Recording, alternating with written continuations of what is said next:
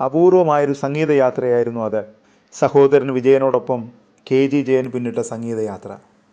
വേർപിരിയാനാവാത്ത, പരസ്പരം ശ്രുതി ചേരുന്ന സംഗീത സഹോദരങ്ങൾ.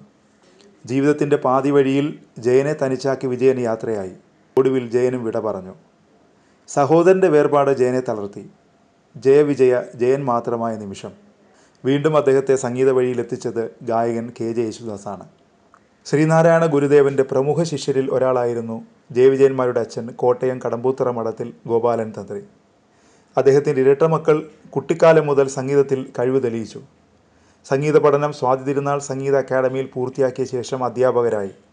ഇക്കാലത്താണ് വൈക്കത്തെത്തിയ സംഗീതജ്ഞൻ ബാലമുരളീകൃഷ്ണ തുടർ പഠനത്തിനായി ഇവരെ ക്ഷണിച്ചത്.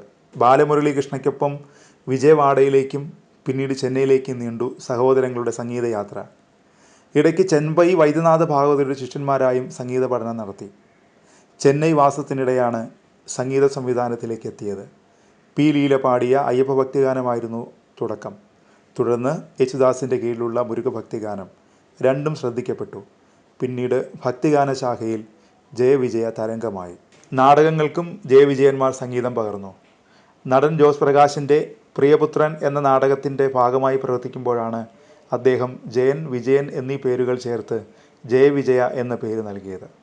തുടർന്ന് നിരവധി സിനിമകൾക്കും ജയവിജയന്മാർ സംഗീതം നൽകി. 20ഓളം സിനിമകൾക്കാണ് സംഗീത സംവിധാനം നിർവഹിച്ചത്. 1968 പുറത്തിറങ്ങിയ ഭൂമിയിലെ മാലാഖമാരാണ് ആദ്യ സിനിമ.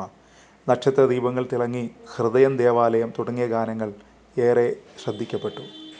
ഇക്കഴിഞ്ഞ ഡിസംബറിലായിരുന്നു KG ജയൻ നവതി ആഘോഷിച്ചത്. സംഗീത ജീവിതത്തിൻ്റെ 63ാം വർഷത്തിലേക്കും അദ്ദേഹം കടന്നിരുന്നു. ഭാര്യ പരേതയായ സരോജിനി അധ്യാപികയായിരുന്നു. നടൻ മനോജ് K ജയനും ബിജു K ജയനുമാണ് മക്കൾ. 2019 രാജ്യം പത്മശ്രീ നൽകി ആ സംഗീത പ്രതിഭയെ ആദരിച്ചു.